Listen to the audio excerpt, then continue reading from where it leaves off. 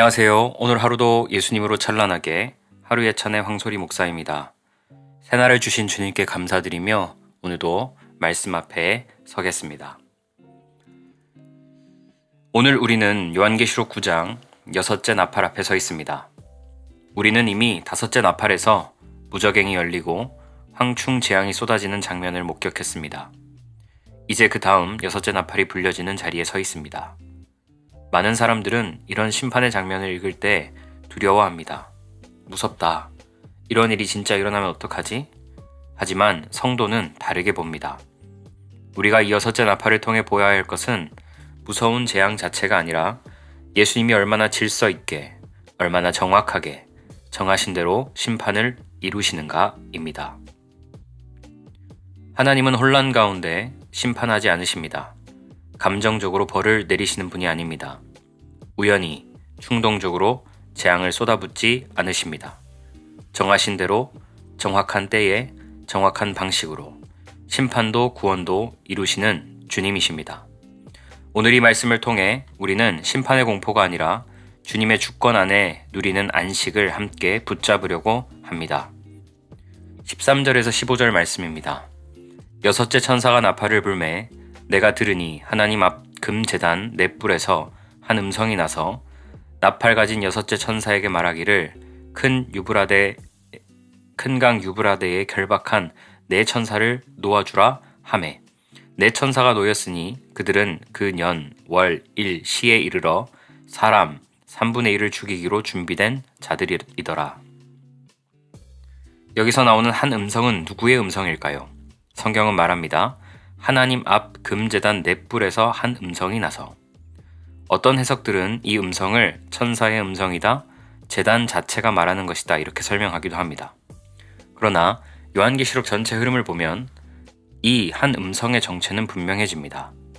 7인을 여시는 분도 예수님, 7나팔을 울리게 하시는 분도 예수님, 7 대접을 쏟게 하시는 분도 예수님, 심판을 계획하시고 명령하시는 분도 예수님. 따라서 6째 나팔을 향한 이 지시의 음성도 예수님의 음성입니다. 이 음성이 어디에서 들립니까? 하나님 앞 금제단 넷불에서 들리죠. 성경에서 제단은 예배의 중심이고 그 제단의 넷불은 권세, 통치, 절대 주권을 상징합니다. 그 제단의 뿔에서 울려나온 음성은 단순한 명령이 아니라 창조주 하나님의 절대적 통치 명령입니다. 사람의 의견이 섞인 것이 아니고 역사 상황에 눈치 보며 맞춰진 것도 아니고 즉흥적으로 이제 심판이나 하자 하고 터져 나온 것도 아닙니다. 철저하게 계획된 하나님의 시간표에 따라 예수님이 심판을 명령하시는 장면입니다. 13절은 6째 천사가 나팔을 불었다라고 말하고 곧이어 한 음성이 나서라고 이어집니다. 나팔은 심판이 시작되는 때를 알리는 신호입니다. 음성은 어떻게 실행할 것인가, 무엇을 할 것인가를 명령합니다.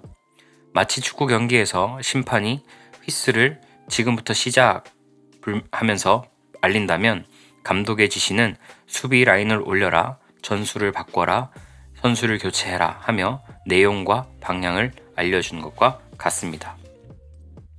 예수님은 심판을 막연하게 대충 진행하지 않으십니다.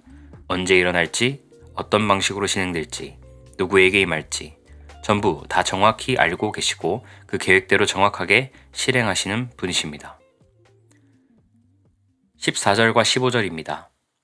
나팔 가진 6째 천사에게 말하기를 큰 강 유브라데에 결박한 네 천사를 놓아주라 하매 네 천사가 놓였으니 그들은 그 년 월 일시에 이르러 사람의 3분의 1을 죽이기로 준비된 자들이더라. 유브라데 강은 구약에서도 여러 번 등장합니다. 이스라엘을 침략하던 세력이 넘어오던 경계선이었습니다. 요한계시록에서 이 유브라데는 단순히 중동의 한 강 이름이 아닙니다. 하나님이 심판을 허락하시는 영적인 경계선을 상징합니다.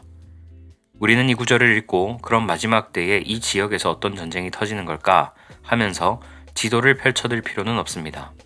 중요한 것은 지리 정보가 아니라 하나님이 심판의 선을 긋고 계시다는 사실입니다. 본문은 또 이렇게 말합니다. 큰 강 유브라데에 결박한 네 천사를 놓아주라. 천사가 결박되어 있다는 말은 능력이 없다는 뜻이 아니라 예수님의 허락 없이는 아무것도 할 수 없다는 뜻입니다. 아무리 강력한 심판의 능력을 가진 천사라도 스스로 시간표를 정할 수 없고 스스로 대상을 고를 수 없고 스스로 시작할 수 없습니다. 예수님이 놓아주려 하실 때만 움직일 수 있습니다. 그리고 그 시간에 대해 15절은 이렇게 말합니다. 그년 월 일시에 이르러.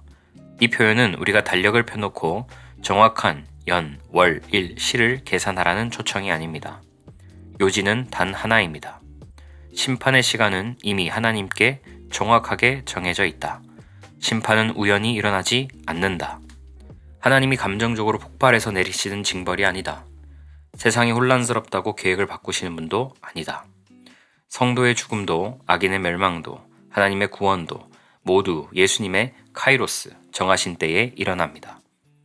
그래서 성도는 눈앞의 상황이 마음에 안 맞아 보이고 악인이 너무 잘 사는 것 같아도 하나님은 서두르지도 늦으시지도 않으신다는 확신 안에서 안식할 수 있습니다. 16절에서 19절입니다. 마병대의 수는 2만만이니 내가 그들의 수를 들었노라. 이 같은 환상 가운데 그 말들과 그 위에 탄 자들을 보니 불빛과 자줏빛, 유황빛, 호심경이 있고 또 말들의 머리는 사자 머리 같고 그 입에서는 불과 연기와 유황이 나오더라. 이 세 재앙 곧 자기들의 입에서 나오는 불과 연기와 유황으로 말미암아 사람 3분의 1이 죽임을 당하니라. 이 말들의 힘은 입과 꼬리에 있으니 꼬리는 뱀 같고 또 꼬리에 머리가 있어 이것으로 해하더라. 16절은 이렇게 말합니다. 마병대의 수는 2만만이니 내가 그들의 수를 들었노라. 2만만, 즉 2억입니다. 고대 세계에서는 상상조차 하기 힘든 숫자입니다. 요한계시록에서 숫자는 단순한 수학 계산이 아니라 질적인 상징을 의미합니다. 인간이 통제할 수 없을 정도의 큰 규모, 사람이 헤아릴 수 없을 만큼의 수, 하나님의 심판이 압도적으로 진행된다는 메시지입니다. 그래서 요한은 보았다가 아니라 그들의 수를 들었노라고 말합니다. 계시 속에서 상징적 수를 들은 것입니다. 17절에서 19절의 묘사는 굉장히 강렬합니다. 불빛, 자줏빛, 유황빛 호심경, 사자의 머리 같은 말, 입에서 나오는 불, 연기, 유황, 뱀 같은 꼬리와 해하는 머리. 이 장면을 전투기다, 탱크다, 미사일이다 라고 현대 무기에 억지로 연결하려는 시도도 있지만 요한계시록의 의도는 무기 설명이 아니라 심판의 성격을 상징적으로 보여주는 것입니다. 불은 예수님의 심판을 의미합니다. 자주색은 왕권과 통치, 유황은 지옥불을 상징합니다. 하나님의 왕대심 아래 공의의 심판이 임하는 장면으로 해석할 수 있겠습니다. 사자 같은 머리는 잡으면 놓지 않는 집요함, 하나님의 심판은 중간에 흐지부지 끝나지 않고 반드시 완전히 이루어진다는 의미입니다. 입에서 나오는 불과 연기 유황은 파괴, 질식, 절망. 그래서 하나님 없이 사는 인생에게 임하는 영적, 심리적인 파멸의 그림을 보여주고 있습니다.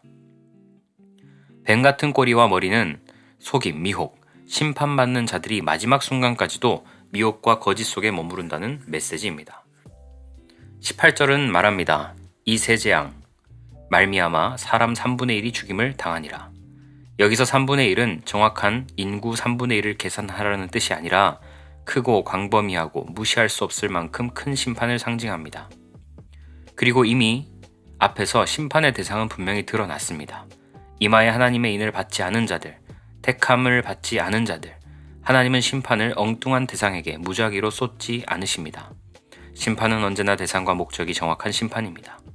성도는 이 심판에 포함될까 두려워할 필요가 없습니다. 성도는 보호받는 쪽입니다. 우리가 여기서 한 가지 짚어야 합니다. 사람들은 이런 구절을 읽으면 머릿속에 바로 영화 장면이 떠오릅니다. 핵전쟁이다. 외계 침공이다. 지구 정말 재난 영화 같다. 왜 이렇게 흘러갈까요? 이유는 단순합니다. 예수님 없이 생각하기 때문입니다. 요한계시록을 마귀의 책, 공포의 책, 인류 멸망 시나리오로 보기 때문입니다. 하지만 성경은 분명히 말합니다. 요한계시록은 예수님의 계시입니다. 공포의 책이 아니라 은혜의 책입니다. 심판의 책이 아니라 성도를 보호하는 책입니다. 심판의 목적은 성도를 마강해 하는 것이 아닙니다. 성도를 악인 가운데서 분리하여 끝까지 지키시려는 하나님의 전략입니다. 계시록 20장 21절 말씀 보겠습니다. 이 재앙에 죽지 않고 남은 사람들은 손으로 행한 일을 회개하지 아니하고 오히려 여러 귀신과 또는 보거나 듣거나 다니거나 하지 못하는 금은동과 목석의 우상에게 절하고 또 그 살인과 복술과 음행과 도둑질을 회개하지 아니하더라. 보통 우리는 죽지 않고 살아남았다, 행운이다, 복이다 이렇게 생각합니다. 하지만 요한계시록의 흐름에서 이 재앙에 죽지 않고 남은 자들은 징계를 통해서도 돌이키지 않는 자들, 이미 마음이 굳어버린 자들을 의미합니다. 하나님이 사랑하시는 자는 징계를 통해 돌이키게 하십니다. 하나님이 버려두신 자는 재앙을 겪으면서도 회개하지 않습니다. 그래서 여기 남은 사람들은 단순히 생존자가 아니라 회개하지 못한 자, 심판을 향해 계속 가는 자들입니다. 우리는 이런 생각을 합니다. 저 정도 재앙이면 정신 차릴 만도 한데 왜 회개를 안 하지? 하지만 성경은 말합니다. 회개는 인간의 결단이 아니라 성령이 주시는 은혜입니다. 인간은 스스로 회개할 능력이 없습니다. 회개는 성령이 부어주시는 선물입니다. 하나님이 회개의 영을 주지 않으시면 아무리 큰 재앙을 겪어도 회개할 수 없습니다. 그래서 이 짧은 표현, 회개하지 아니하고 는 단순한 행동 묘사가 아니라 그들이 이미 하나님의 심판 아래 있다는 증거입니다.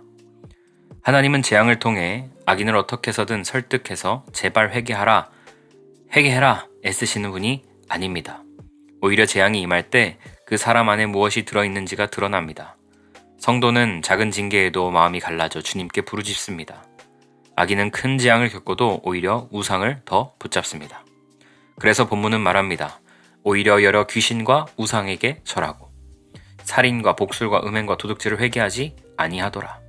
여기서 우상은 단지 나무나 금속으로 만든 형상만이 아닙니다. 하나님보다 더 사랑하는 것, 하나님보다 더 의지하는 것, 하나님보다 더 놓지 않는 것, 그 모든 것이 우상입니다. 성도라고 해서 살인, 복술, 음행, 도둑질의 유혹과 완전히 무관한 것은 아닙니다. 성도도 넘어지고 죄에 빠지고 반복될 때가 있습니다. 그러나 성도에게는 결정적인 차이가 있습니다. 성도는 회개합니다. 그리고 회개할 수 있습니다. 그 이유는 우리가 악인보다 윤리적이어서가 아니라 예수님의 사랑이 죽어있던 우리의 영을 살리셨기 때문입니다. 그래서 회개 그 자체가 은혜의 증거입니다.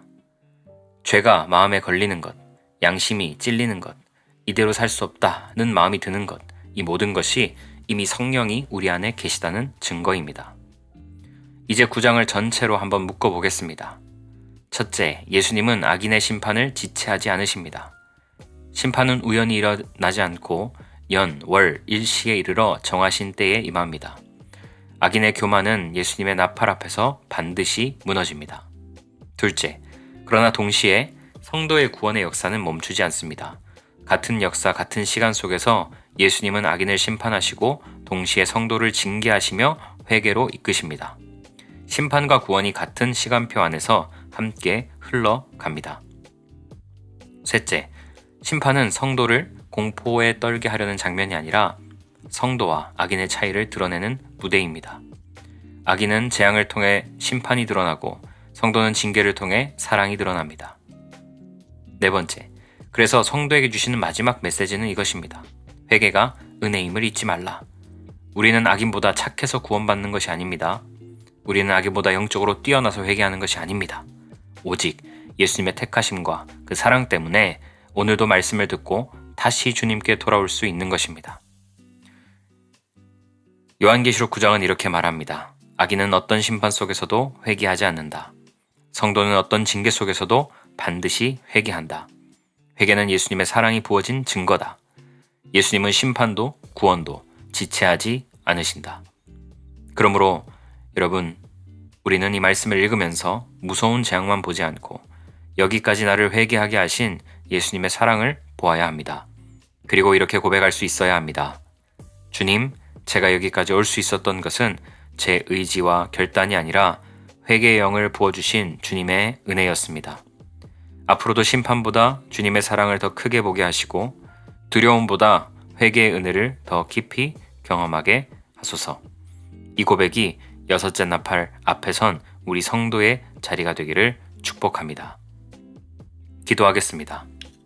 예수님 감사합니다.